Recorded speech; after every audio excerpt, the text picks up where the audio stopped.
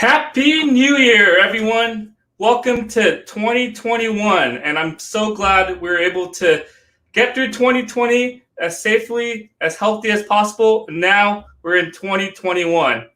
I wanted to wish everyone a happy new year. And today I'm going to talk about New Year's resolutions.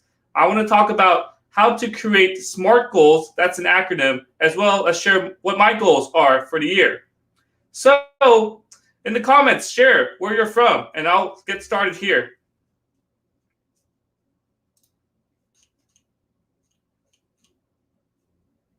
So every year we create New Year's resolutions, and it's a trend that that they fail to stick.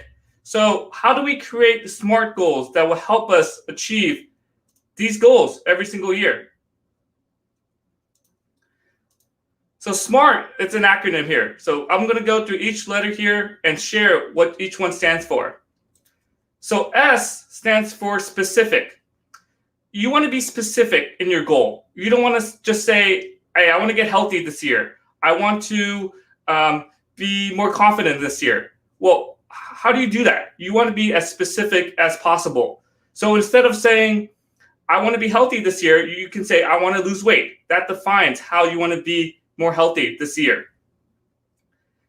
Next, M stands for measurable. So you have to be able to measure it, right? You can't just say, oh, I want to lose weight.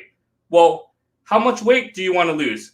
How healthy do you want to get? Is there some other factor you want to use to measure? Make sure that it's measurable, and that also ties it in with it being specific.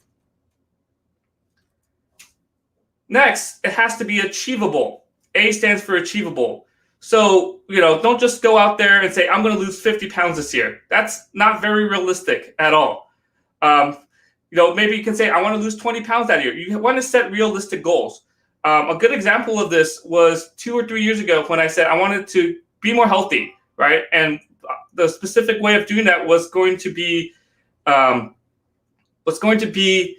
to run more. And how am I going to measure that? I decided to run a half marathon. At first I was thinking about maybe I should run a whole marathon, but I didn't think that was realistic because I didn't think that was achievable, because there are professional marathon runners who sometimes struggle to run a full marathon. So I decided to just focus on running a half marathon here. So, I got a lot of comments here. I'm going to start posting them here. Thank you, June. SMART goal setting. That's what I'm going to be talking about today. Emily is joining here from ATX. Thank you, Brian, for your support. I really enjoyed you tagging me on your post, and you joined my first LinkedIn Live this year. And I'm going to talk a little bit more about what my LinkedIn Live goals are for 2021. Bruce, I'm excited to see what your goals are for 2021. I'll make sure to check out your posts when you share them. Hi, Carl. Thanks for joining, and appreciate the support here.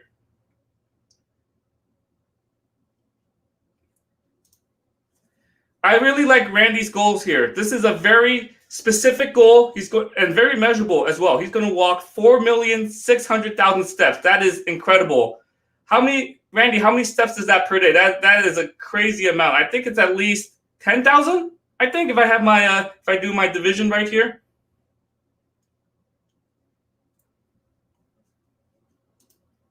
Okay, so far we talk about SMART goals. We talk about S, be specific.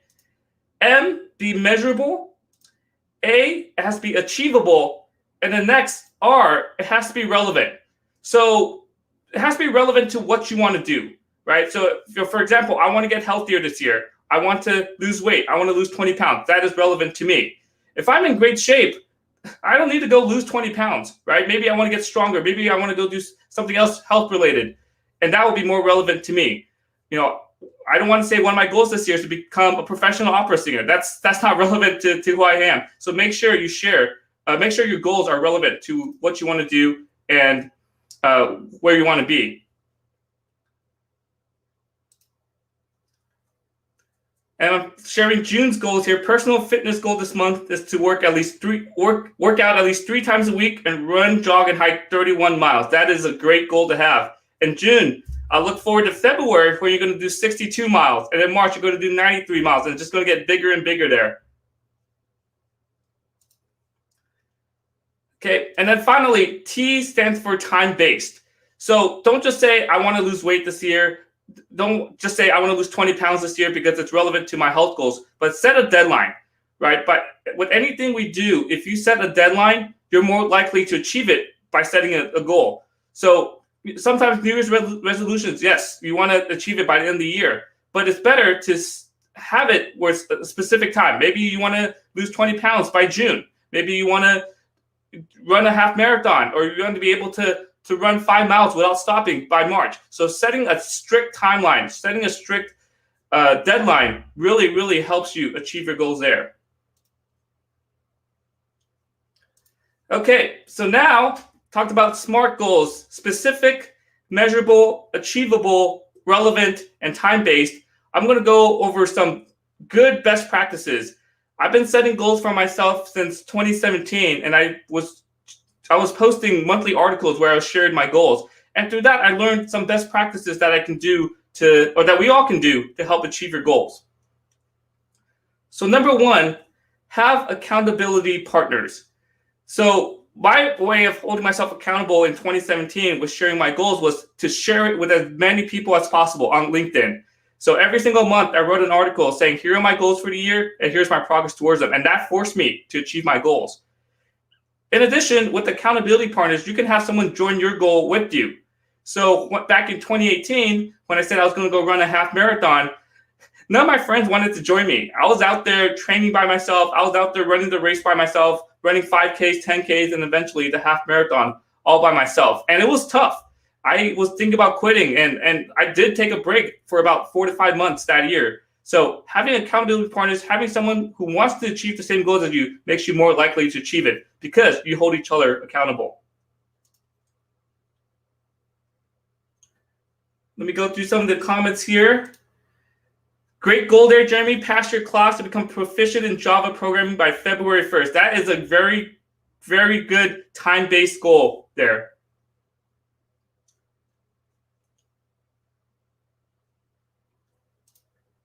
And yes, Arnold, we will be accountability partners. We can hold each other accountable here. Okay, so best practice number one is to have accountability partners. Second best practice is set 3 to 5 goals. Don't go crazy and try to achieve 10 different things here. Set 3 to 5 very specific, very measurable, very achievable, very relevant, SMART goals that you can achieve. Don't try to do 10 different things at once. Focus on the 3, and you can start making progress to them. I'm going to share my goals in a few minutes here, and I'm only going to have 3 for now, but I'm going to add on more and more throughout the year.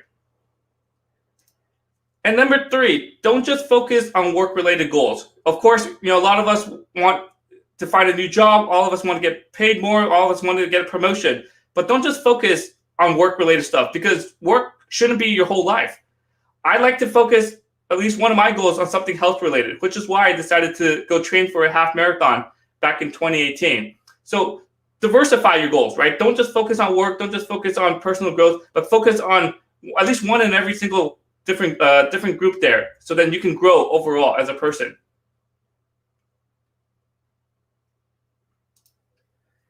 So Teresa's sharing that it's hard to find an accountability partner. So what I would do, Teresa, is just share your goals publicly. This is what I want to do, and people will resonate with that. They say, "Oh, I want to also get better, get more in shape this year. I want to run more. Let me join you." Earlier, when let's see here.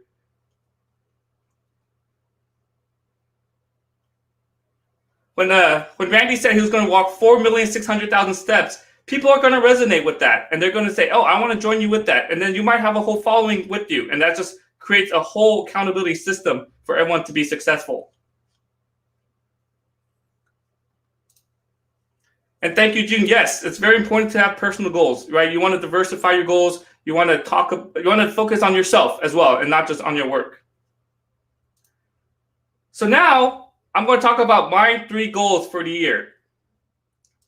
So number one, this is my brand new 52-week challenge. I've done 3 straight years of 52-week challenges of videos every single week on LinkedIn.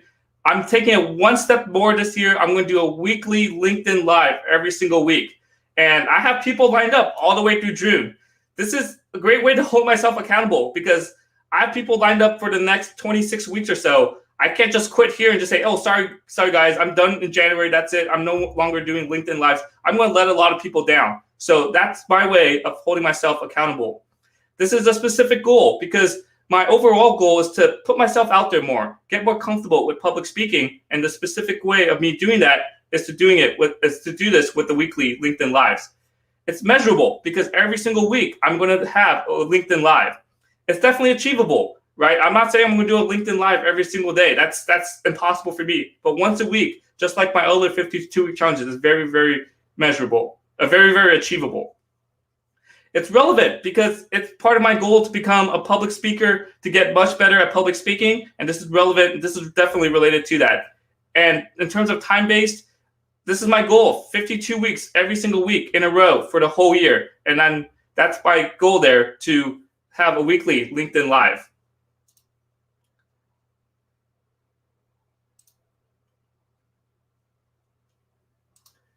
Yep, and then June will be my first guest of my weekly LinkedIn Live next week. And I'm going to share a little more details at the very, very end here.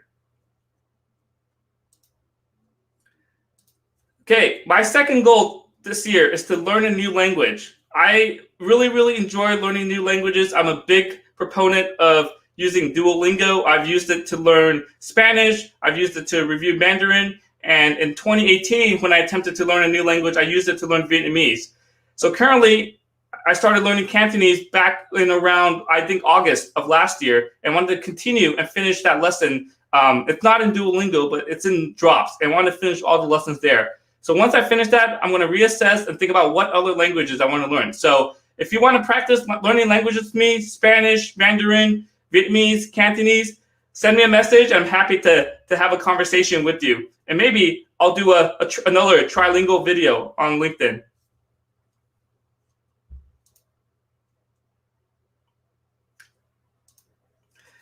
And thank you so much, Travis, for your support. I'm going to do this every single week, and I appreciate the support from not just you, Travis, but from everyone as well. I was thinking about learning Tagalog, Jeremy, but I only know a couple phrases like, salamat and magandang umaga, which is thank you and good morning. So I need to definitely expand more of my vocabulary for Tagalog. And then finally, my third goal for 2021 is to have a monthly fitness goal.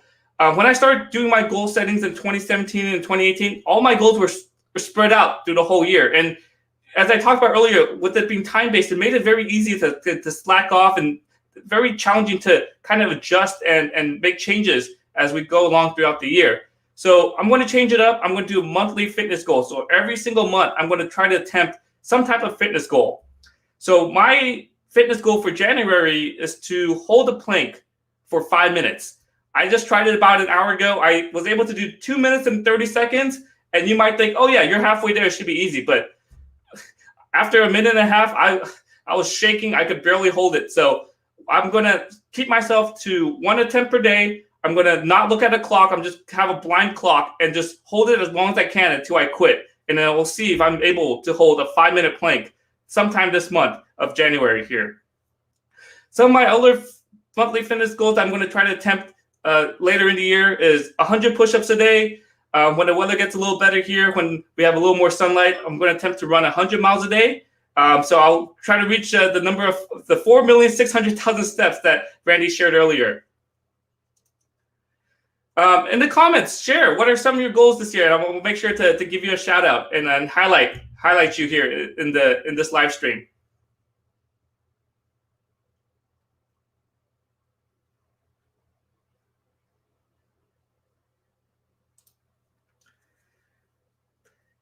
Great comment there, Teresa. What I learned from learning languages is people really open up to you when you just start speaking their language. This happened, I think a good example of this was maybe a month ago or maybe a couple of weeks ago. I was at Costco and I heard two ladies speaking Spanish in the car next to me. And I was just like, hey, let me just practice my Spanish. I said, ¿Puedes ayudar? Do you need help? And then they actually needed help. They needed help, with their cell phone. There's a bunch of issues going on with it, and we were just communicating in Spanish. And I hear them kind of whispering to each other, behind me when I'm trying to figure out, how to fix their phone. And they say, "Oh, yeah, he's very smart." And we're whispering this in Spanish. So people really open up to you more if you speak their language.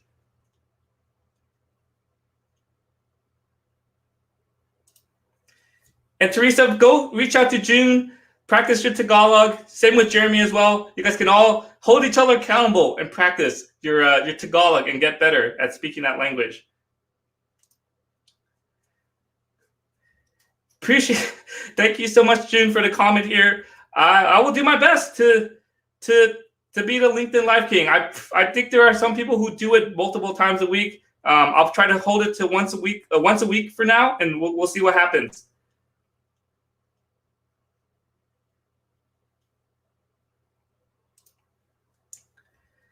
That's a very, very good goal, Jeremy. That's a very specific goal. It's very measurable. 7% of body fat. It's definitely achievable, right? You're not saying 2%. You're not saying 1%. I think 7% is definitely achievable. It's relevant to having a better health, being in better physical health. And you have that time base right there, July 31st. So keep sharing in the comments. What are your goals for 2021? And I'll give you a shout out here. Very, very cool there, Arnold. One of your goals is to book 20 speaking engagements for 2021. I was able to connect with you earlier last year in 2020, and I really, really admire your giving nature, your generosity to others, having a podcast, and I'm absolutely sure you'll be able to achieve that goal in 2021, 20 speaking engagements.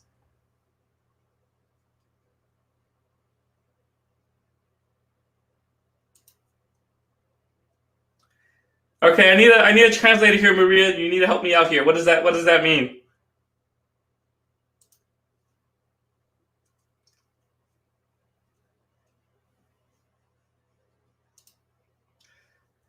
And then here's a LinkedIn user: launch 3 books by the end of the year. So what kind of books do you want to launch? And share in the comments and make sure we will support you.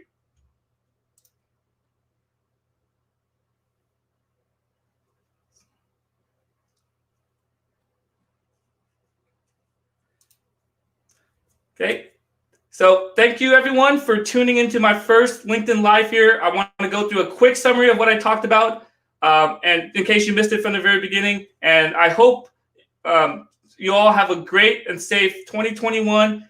Set these very SMART goals and be able to achieve them in 2021. So again, SMART goals stands for specific, measurable, achievable, relevant, and time-based. And a great way to achieve these goals is to have accountability partners, set only 3 to 5 goals to make it a lot more manageable, and diversify your goals. And don't just focus on work-related goals. Make sure you focus on your personal health as well.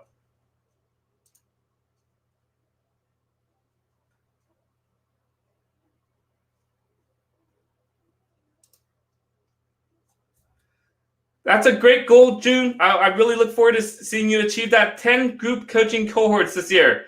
I hope you're off to a great start so far, and everyone should reach out to June. She's such an amazing person, and she has a lot of knowledge to share.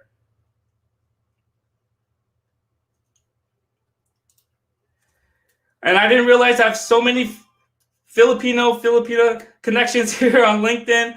I got to maybe really start learning more Tagalog here, and I'll be able to communicate with you more.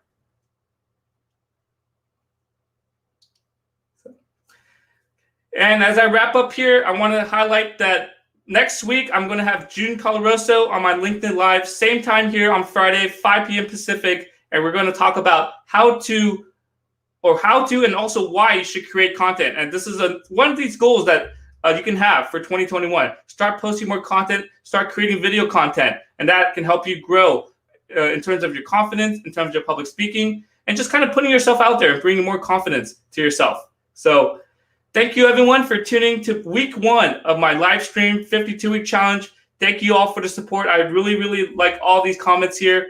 And just thank you all for your support so far. Good luck on achieving your goals, and I hope everyone has a safe and healthy 2021. Talk to you all next week.